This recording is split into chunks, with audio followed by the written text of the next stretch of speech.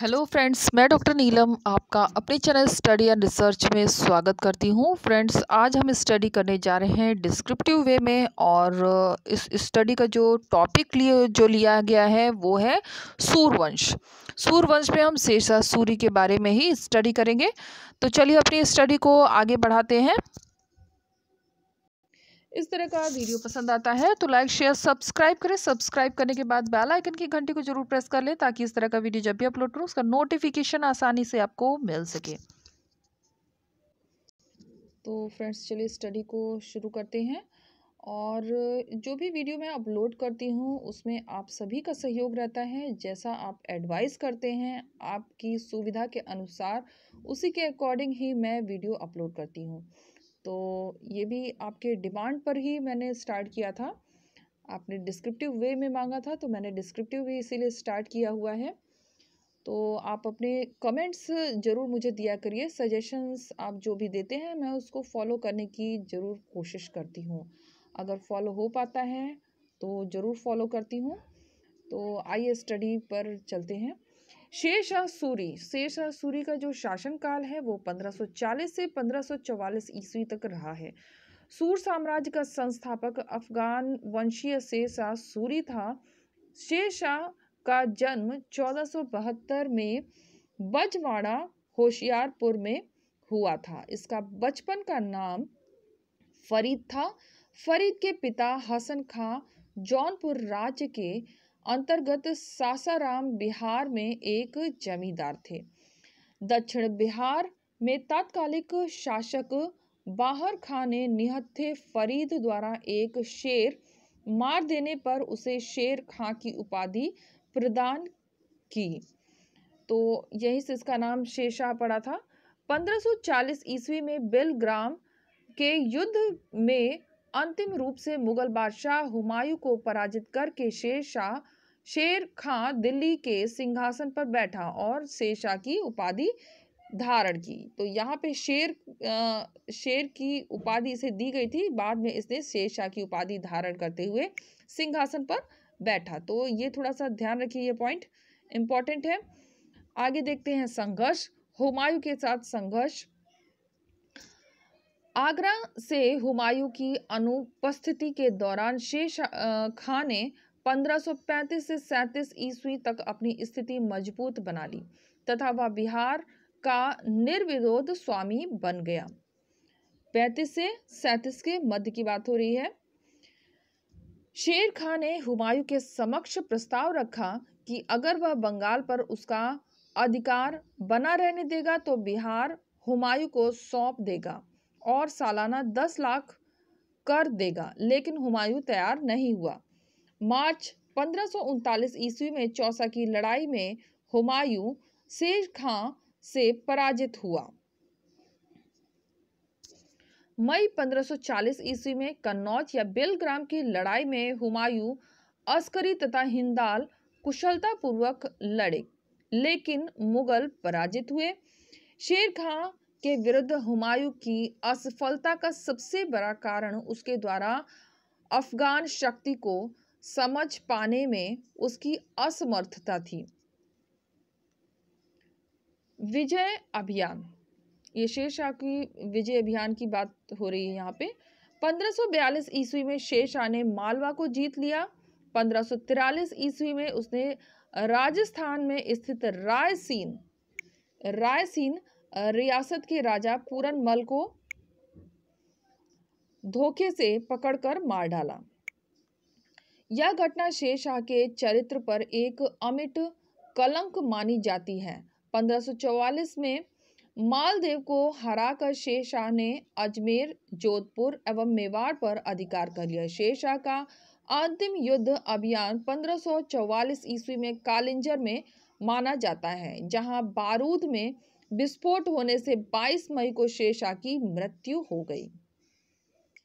जो important fact हैं शेरशाह सूरी से रिलेटेड, एक तो साम्राज्य का भौगोलिक क्षेत्र भी आता है, फिर शेरशाह के उत्तराधिकारी को भी हम देखेंगे। तो सबसे पहले भौगोलिक क्षेत्र को देख लेते हैं। गद्दी पर बैठने के समय शेरशाह का साम्राज्य पश्चिम कन्नौज से लेकर पूर्व में असम की पहाड़ियों एवं चटगांव तक तथा उत्तर में हिमालय से दक्षिण के झारखंड पहाड़ी तथा बंगाल की खाड़ी तक विस्तृत था। विजय अभियान के बाद उसके साम्राज्य में कश्मीर, गुजरात और असम, महाराष्ट्र एवं दक्षिण भारत को छोड़कर अन्य क्षेत्र शामिल थे। शेरशाह के उत्तराधिकारियों को देख लेते हैं। शेरशाह के मृत्यु के उपरांत उसके उत्तराधिकारी पुत्र इस्लाम शाह ने 1545 से 1553 तक शासन किया, लेकिन इस्लाम शाह के अयोग्य उत्तराधिकारियों में संघर्ष आरंभ हो जाने से सूर साम्राज्य संकट के बादल छाने लगे। अफगानों की शक्ति में आई गिरावट को ध्यान में रखकर मुगल हुमायूं ने दिल्ली पर आक्रमण करके अफगान शक्ति को पूर्णतया नष्ट कर दिया और एक बार फिर प्रतिष्ठा कायम की।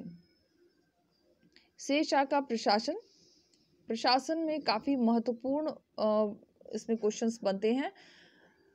पहला पॉइंट है, सूरों के अधीन राज्य रक्त और जाति पर आधारित अफगान संस्था ही रही। शेरशाह ने कुशल प्रशासन के लिए संपूर्ण साम्राज्य को 47 सरकारों में विभक्त किया। तो कितने सरकारों में विभक्त किया था? 47। परगने के अधिकारियों की देखभाल सिकदारान तथा मुंसिफान करते थे। सरकार परगने में विभक्त थी तथा परगने का प्रशासन एक अमीन, एक शिकदार, एक कोषाध्यक्ष, एक हिंदू एवं एक फारसी लेखक के सहयोग से चलता था। हिंदुओं से जजिया लिया जाता था तथा सभी सरदार लगभग अफगान थे। घोड़े को दागने की प्रथा पुनः चला दी थी। इस्लाम शाह ने इस्लामी कानून को लिखित रूप दिया। इस्लाम शाह ने सैनिकों को नगद वेतन देने की प्रथा चलाई थी। राजस्व एवं उसमें सुधार। शेरशाह के शासनकाल में आय का सबसे बड़ा स्रोत भू राजस्व था। भू राजस्व का निर्धारण भूमि की पैमाइश पर आधारित था। दरों की एक प्रणाली रय निकाली गई, जिसके अंतर्गत उपज की अलग अलग किस्मों पर राज्य के भाग की दर अलग अलग होती थी। उसके बाद अलग अलग क्षेत्रों में बाजार भावों के अनुसार उन भागों की कीमत तय की जाती थी।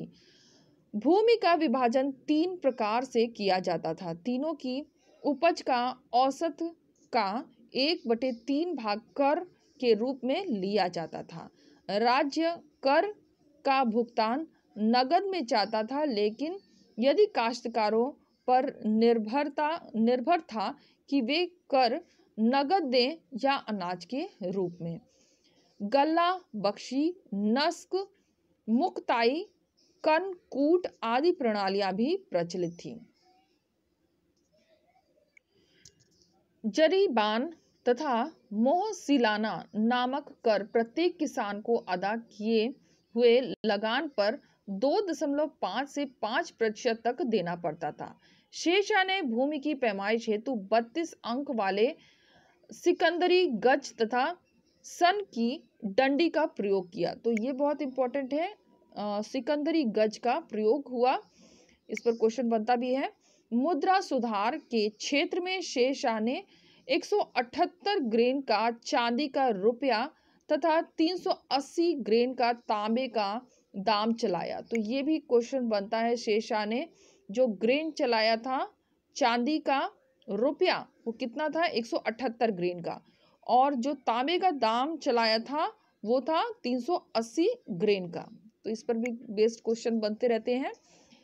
कल्याणकारी कार्य देख लेते हैं। शेरशाह ने अपने साम्राज्य की प्रजा के कल्याणार्थ अनेक उपाय किए। उसने 4 बड़ी सड़कें तथा स्थान स्थान पर यात्रियों के ठहरने के लिए सुविधाजनक सराय बनवाई। उसके द्वारा निर्मित कराई गई सबसे लंबी सड़क बंगाल के सोनारगांव से लेकर पेशावर तक थी। कहाँ से थी? सोनारगांव से लेकर पेशावर तक थी, वर्तमान जो कि पाकिस्तान में है, जिसका अस्तित्व आज भी है। यह सड़क ग्रांड ट्रंक रोड के नाम से, ये रहा ग्रांड ट्रंक रोड, जिसे हम जीटी रोड के नाम से जानते हैं, के नाम से जानी जाती है। सांस्कृतिक उपलब्धियां।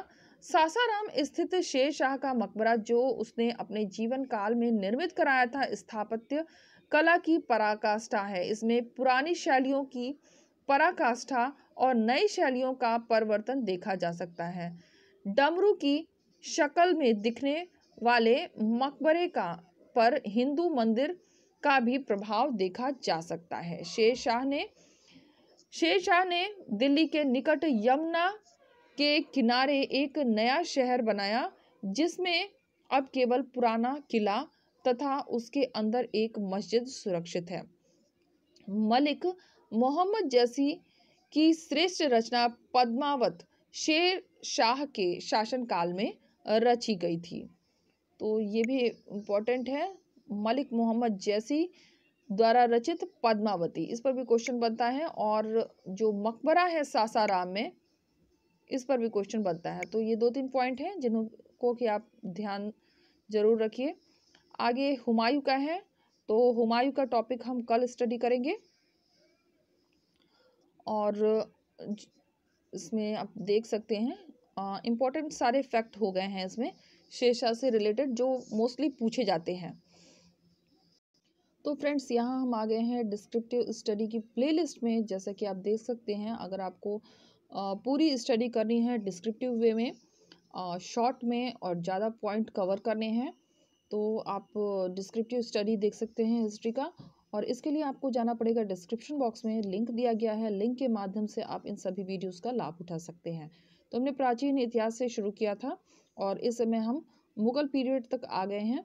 अगर आपने इनकी स्टडी नहीं की है तो ज़रूर स्टडी करें, क्योंकि ये वीडियोस मैंने 15-20 मिनट से ऊपर नहीं रखे हैं, छोटी छोटी स्टडी कराई है, ताकि जो आपके पास जैसा समय है उसके हिसाब से आप अपनी स्टडी को दे सकें।